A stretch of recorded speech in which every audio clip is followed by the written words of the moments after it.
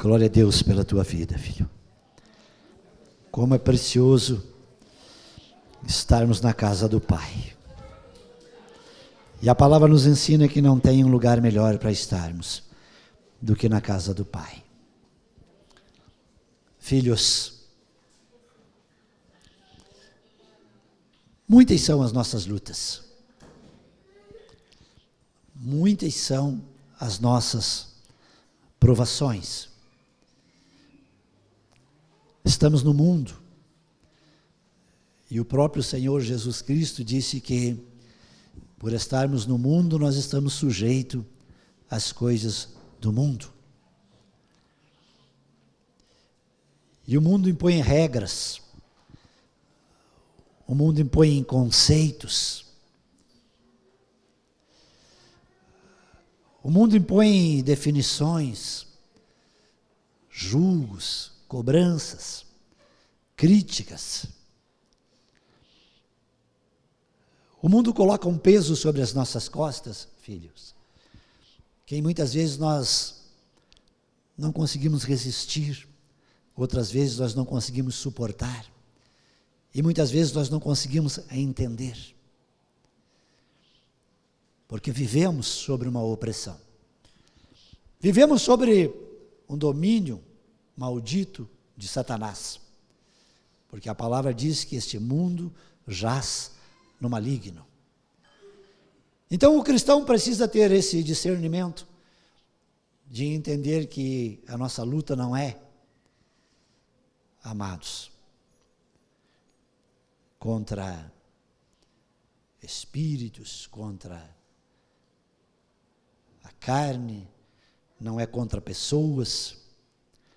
A nossa luta é uma batalha no mundo espiritual, que precisa ser vencido a cada dia, dominado a cada dia.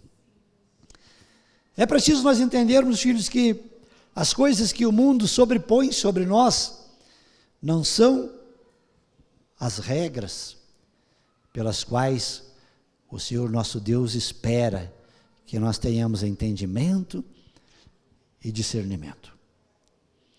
E há uma palavra que eu quero compartilhar com vocês nesta noite, começando pelo livro de João, capítulo 8, versículo 3.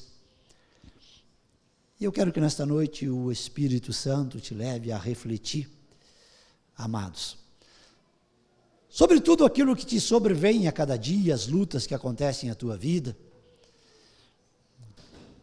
os problemas, as tribulações, os confrontos, enfim, tudo aquilo que, de uma maneira ou de outra, o inimigo coloca sobre a nossa vida. Eu quero que o Espírito Santo te leve a refletir nesta noite. Se fosse Jesus no teu lugar, como Jesus agiria? Para que nós possamos, filhos, quando vier uma luta sobre a nossa vida, nós poder parar e pensar e fazer essa interrogação, essa indicação para o nosso próprio interior, perguntando assim, tá, e se fosse Jesus no meu lugar, o que ele ia fazer? Como que ele ia agir? E a palavra diz, João capítulo 8, versículo 3, que os escribas e os fariseus, eles trouxeram para o Senhor Jesus uma mulher que havia sido surpreendida em adultério. E fazendo-a ficar de pé no meio de todos, versículo 4, disseram para Jesus, mestre, essa mulher ela foi surpreendida em flagrante adultério. Versículo 5. Na lei de Moisés, nos ordenou que tais mulheres sejam apedrejadas. E o Senhor, o que acha? O que faria? Como agiria? Qual seria o teu procedimento? Qual seria a sua reação? Escribas, conhecedores da lei, fariseus, senhores da lei, praticantes da lei, autoridades constituída de um poder, de um conhecimento das leis de Moisés. E quando encontraram uma pessoa errando, trouxeram ela a julgo e confrontaram o Senhor Jesus sobre qual seria a reação dele. Como ele ia reagir diante daquele flagrante de um erro, de um pecado, de um crime. E muitas vezes, filhos, as circunstâncias da vida, as coisas que nos acontecem no dia a dia, quem sabe na nossa empresa, quem sabe no nosso trabalho, quem sabe até com pessoas desconhecidas, quem sabe, filhos, em o nosso colégio, em a nossa faculdade, em tantos lugares, nós nos deparamos com situações que nos confrontam, que mexem com o nosso interior, que provocam em nós uma reação. E é exatamente neste momento que nós temos que parar e pensar: e se fosse Jesus? Como que ele ia responder? Como que ele ia reagir? Como que ele ia fazer?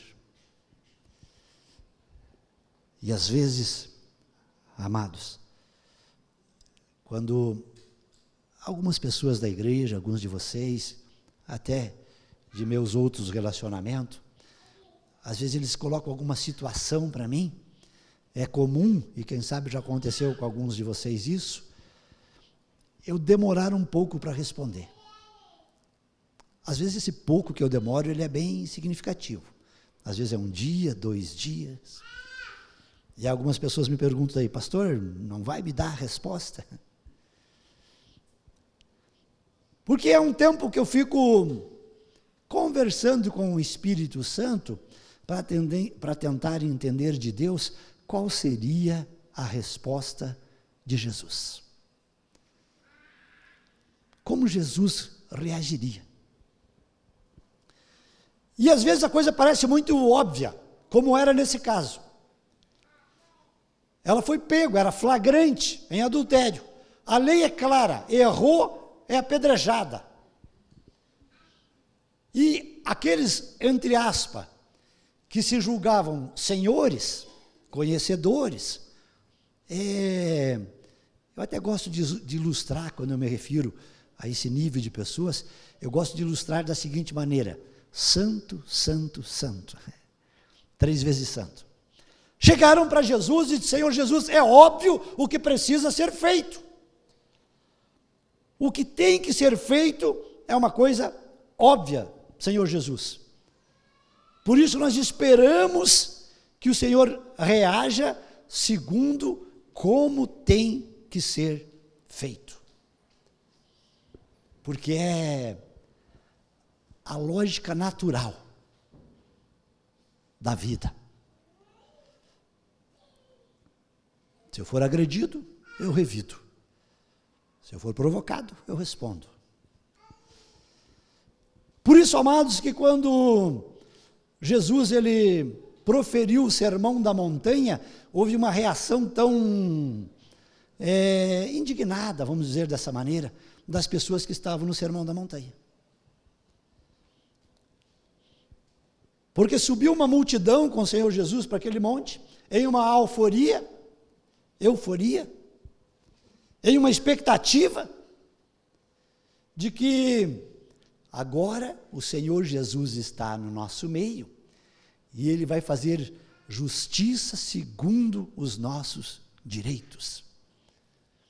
Agora Ele vai ser o juiz da nossa causa. Agora Ele vai cobrar os nossos opressores. Agora Ele vai botar as coisas em ordem.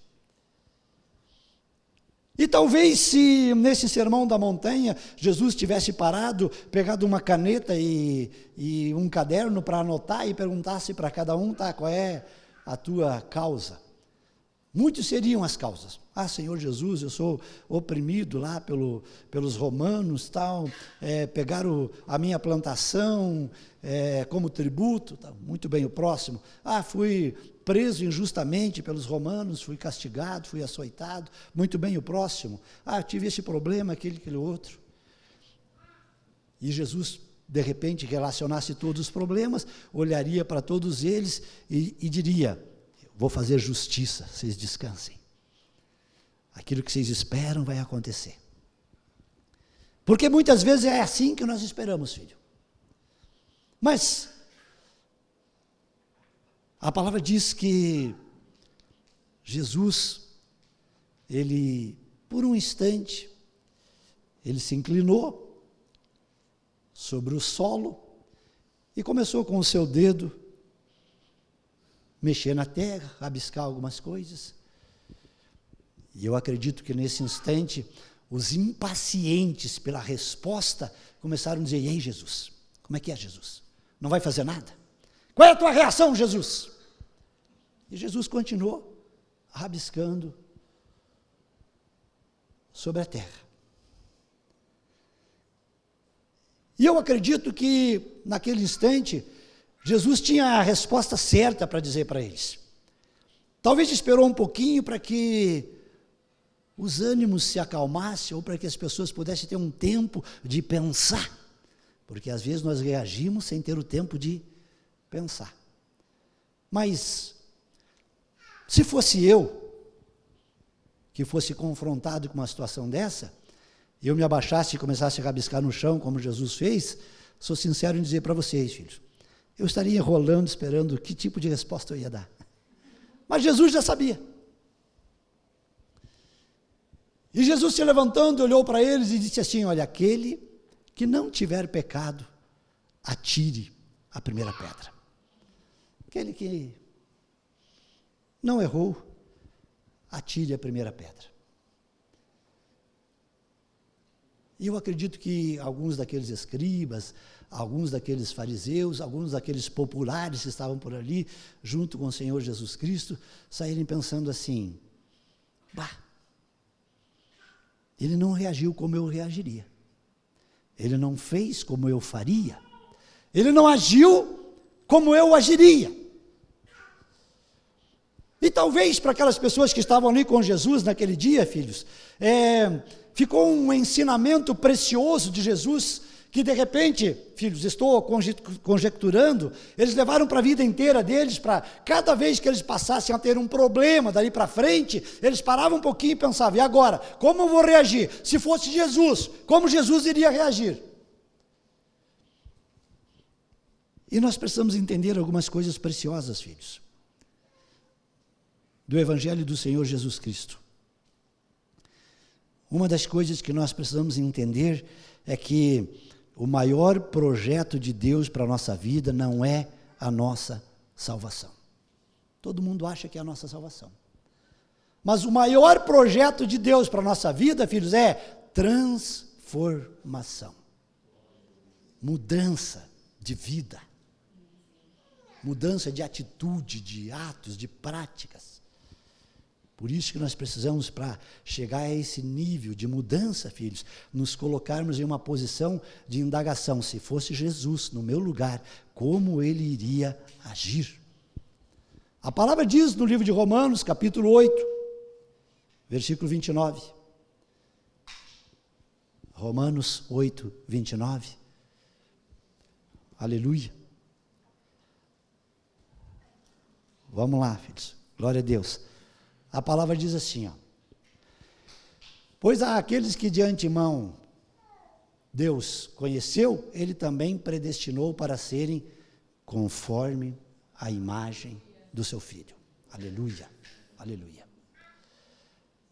Então, amados, se é uma coisa preciosa, e o Espírito Santo nos revela isso, é que a partir do momento que eu andei com o Senhor Jesus, que eu confessei o nome de Jesus, a partir do momento em que Deus me predestinou de antemão para andar com o Senhor Jesus Cristo, eu preciso ser a imagem de Jesus. Aleluia. Isso precisa resplandecer na minha vida. Isso precisa ser visível em a minha vida, amados. A palavra diz em Apocalipse, capítulo 14, versículo 4, lá no final da Bíblia, você que tem a palavra, nos acompanhe, amados. E a palavra diz, Apocalipse, último livro da Bíblia, capítulo 14, versículo número 4, está escrito assim, ó. São estes os que não se macularam com mulheres, porque são castos, são eles os seguidores do Cordeiro por onde quer que vá. Então nós precisamos entender, filhos, que há uma responsabilidade, ou um compromisso, ou um comprometimento sobre a vida do cristão, de ser seguidor do Cordeiro por onde quer que ele vá. Andando com o Cordeiro, caminhando com ele, se identificando com ele, porque a transformação que eu falei que agrada ao Senhor nosso Deus, filhos, ela carece, ela necessita de que nós andamos com o Senhor Jesus Cristo, porque quando andamos com o Senhor Jesus Cristo, nós identificamos o que é o Senhor Jesus Cristo, e passamos a desejar em o nosso coração de ser a imagem e a semelhança do Senhor Jesus, a agir como Ele age, a fazer como Ele faz, a ter as atitudes que Ele teve. Por isso, a grande necessidade da nossa reflexão, filhos. 1 João, capítulo 2, versículo número 6. Quase no finalzinho da tua Bíblia. 1 João, capítulo 2, versículo 6, está escrito assim, ó. Aquele que diz que permanece nele, esse também deve andar assim como ele andou. É a identidade do cristão, amados. É resplandecer a imagem do Senhor Jesus Cristo. Andar como Ele andou, agir como Ele andou, falar como Ele falou, se comportar como Ele se comportou. É essa transformação que Deus espera que aconteça em a nossa vida, que Deus espera que aconteça no coração do cristão, filhos. Resplandecer a presença de Jesus. 1 Pedro, capítulo número 2, versículo 21. Aleluia. 1 Pedro, capítulo 2, versículo 21. Glória a Deus. Maravilha, Jesus. Está ali na tela. Porque para isso mesmo foram chamados. Pois também Cristo sofreu no lugar de vocês, deixando exemplo para que vocês sigam os seus passos. Aleluia. Jesus deixou o exemplo. Jesus nos ensinou o que fazer. Por todo o seu evangelho, filhos, os 4, se nós lermos qualquer um deles, Mateus, Marcos, Lucas e João, nós vamos ver os exemplos, as atitudes, as parábolas, os ensinamentos de Jesus, como Ele espera que nós sejamos, como Ele espera que nós praticamos, como Ele espera que nós nos comportamos, como Ele espera que nós reagimos. Amados, por isso é tão precioso o cristão aprender a conhecer o Senhor Jesus Cristo. Não só de ouvir falar, mas de olhar nos olhos. Como Jó falou. Jó disse: Senhor, até agora eu só te conhecia de ouvir falar. Mas agora, depois que eu passei por todas essas lutas, os meus olhos te veem. Aleluia. Nós precisamos conhecer o Senhor Jesus Cristo, filhos. Ter essa fome e esta sede. Por isso que a pergunta de como Jesus reagiria em meu lugar é tão preciosa, porque nos leva a querer conhecer o Senhor Jesus, a querer entender quais são as suas reações, quais são as suas palavras, quais são as suas atitudes. E é exatamente por isso, amados, que o Senhor nosso Deus permite lutas sobre a nossa vida. Porque quando vem uma luta, um problema, uma angústia, uma tribulação, enfim, alguma coisa que se levanta contra nós, é hora de nós parar, pensar e dizer assim: e agora? Em o meu lugar, o que Jesus faria? Como ele ia reagir? Quais seriam as suas palavras? Quais seriam as suas atitudes? Somos chamados, filhos, para seguirmos os seus passos, para andarmos como ele andou, para se aperfeiçoar sobre a nossa vida a presença do Senhor. 1 Coríntios, capítulo 11, versículo 1. É o esforço do cristão, filhos. Está escrito assim, ó: sejam meus imitadores, como também eu sou o imitador de Cristo. Paulo. Paulo era simples, era humilde. Algumas pessoas leem esse versículo e ficam pensando assim: como Paulo pode ter dito assim, seja meu imitador, como eu sou de Cristo? Se ele também era um pobre, simples, talvez o mais humilde, o mais pequeno de todos os servos do Senhor.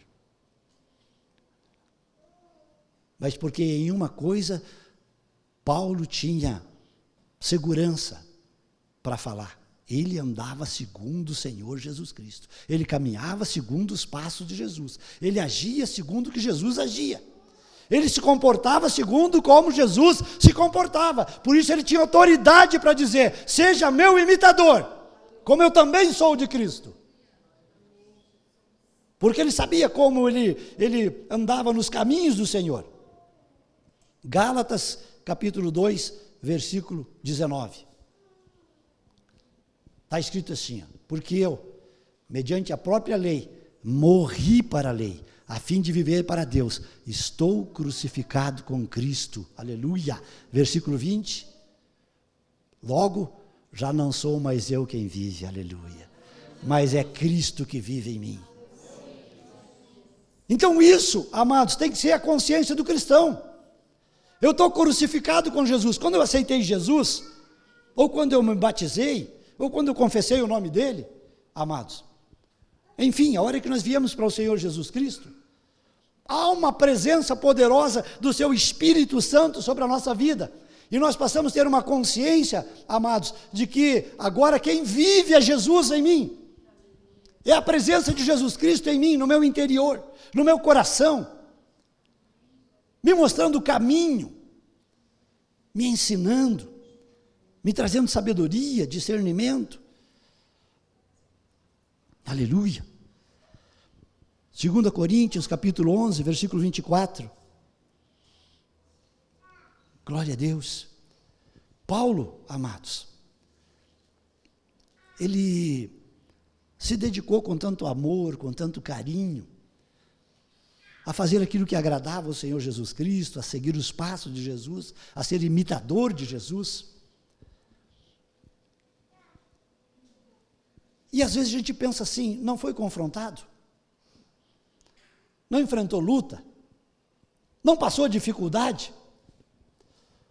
Porque crente tem uma mania, e o mundo colocou isso em a nossa mente, filho, e isso é demoníaco, é diabólico. Crente tem a mania de achar que se converteu, está em o Senhor Jesus Cristo, agora é só maravilha. É tudo maravilhoso. A vida financeira vai ser uma maravilha.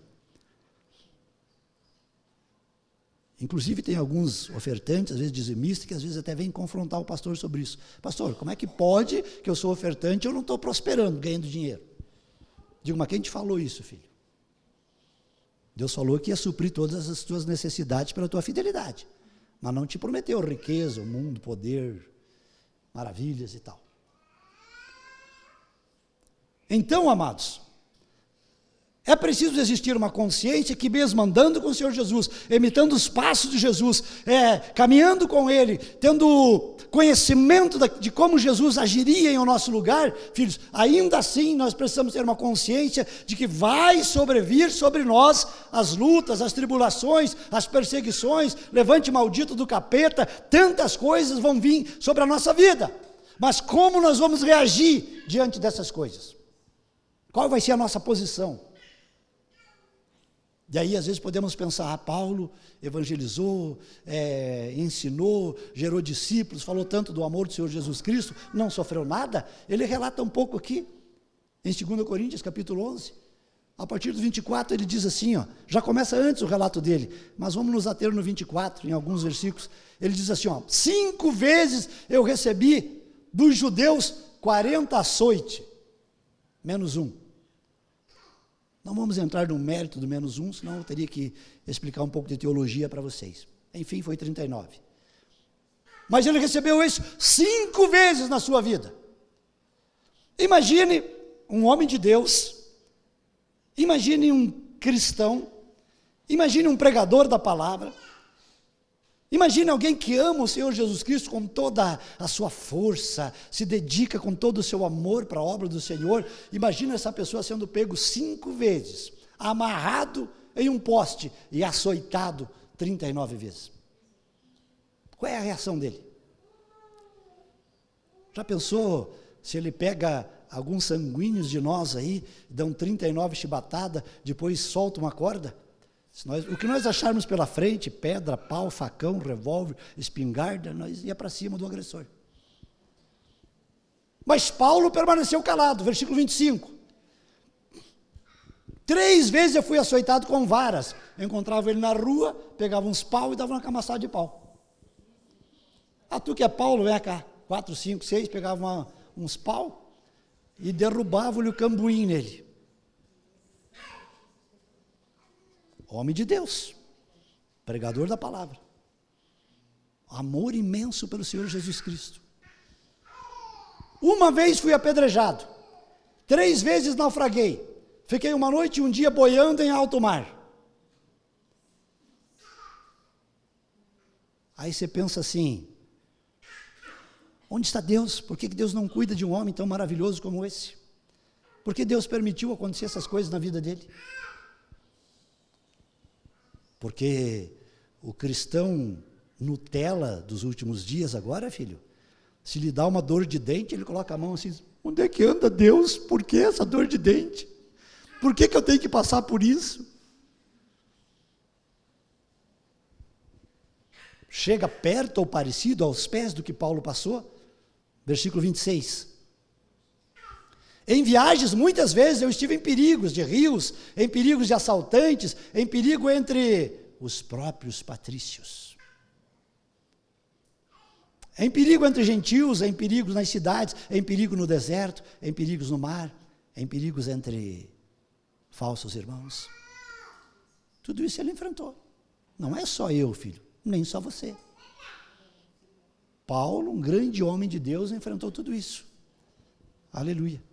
Versículo 27. Em trabalhos, em cansaços, em fadigas, em vigílias, muitas vezes com fome, com sede, em jejum, muitas vezes com frio, muitas vezes até desprovido de roupa. Tudo isso, Paulo passou. Versículo 28. Além das coisas exteriores, ainda também pesa sobre mim diariamente a preocupação com toda a igreja. E aí eu me coloco um pouquinho no lugar de Paulo. Porque assim como vocês, eu passo muitas lutas também, filhos. Muitas dificuldades, muitas tribulações, muitas angústias, muitas perseguições. Perco noites de sono, choro. E além de tudo isso, igual a tantos vocês, filhos, eu ainda preciso ter uma preocupação com a igreja. Sofro um pouquinho mais, vamos colocar desta maneira. Vai um pouco mais longe o meu sofrer. Versículo 2 Coríntios, capítulo 12, versículo 7. Mas, para que eu não ficasse orgulhoso com a grandeza das revelações, foi-me colocado um espinho na carne, mensageiro de Satanás, para me esbofetear, a fim de que eu não me exalte. Há um chamado de Deus a todo instante para a humildade do cristão, para a humilhação do cristão, para o coração desarmado do cristão, para a simplicidade do cristão, filhos. Para que de repente aquilo que a gente faça não suba para a nossa cabeça e de repente nos leve a nos orgulharmos de alguma coisa que supostamente a gente faz na obra do Senhor. Versículo número 8. 3 vezes eu pedi para o Senhor que afastasse de mim. Sabe quando você tem uma luta? E às vezes algumas pessoas compartilham comigo, pastor, eu tenho uma luta. Já orei, já clamei, já fiz campanha, já fiz jejum. Mas essa luta persiste, passa, vem de novo. Não sei mais o que fazer, pastor. Paulo disse que por 3 vezes diante do Senhor, angustiado, ele disse, Senhor, tira de mim.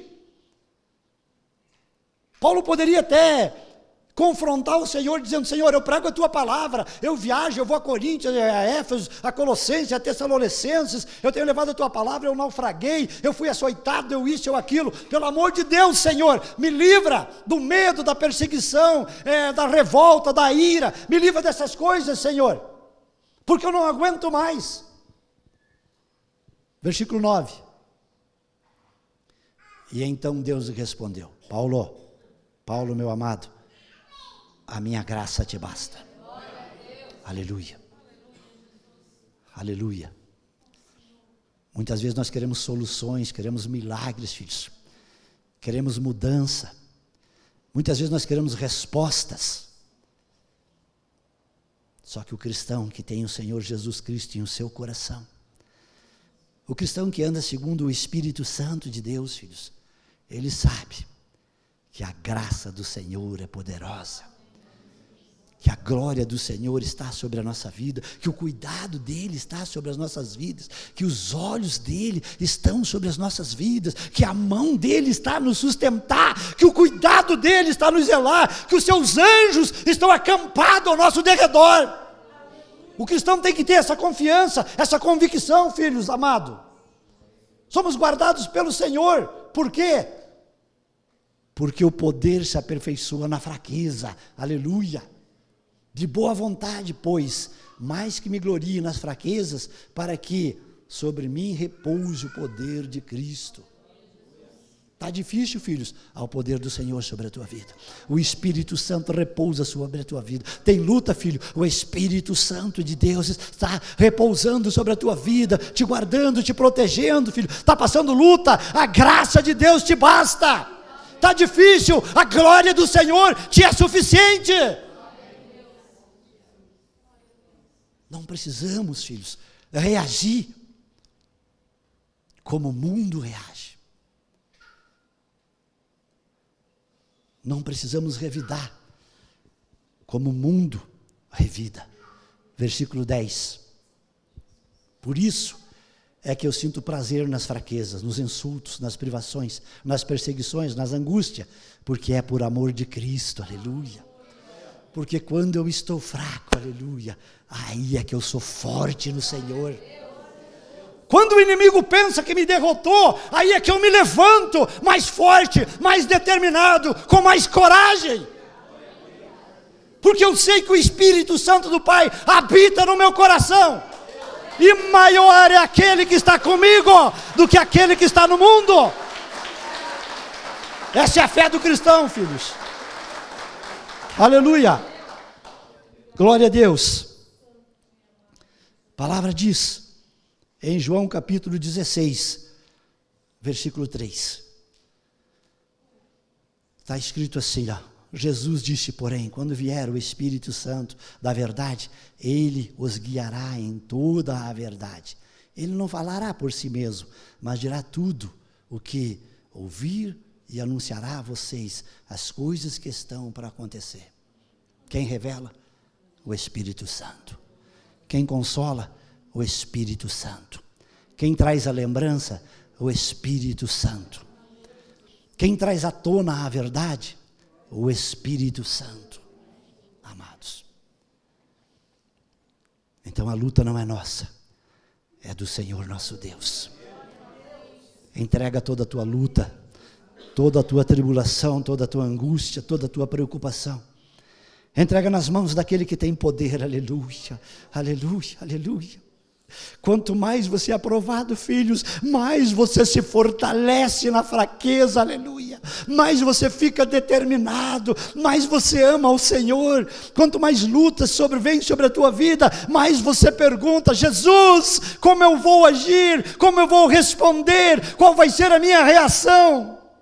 E o Espírito Santo do Senhor, Ele te enche com a graça, Ele te enche com a glória, Ele te enche com o renovo, Ele te enche com a restauração, aleluia. Se coloque em pé nesta noite, filhos.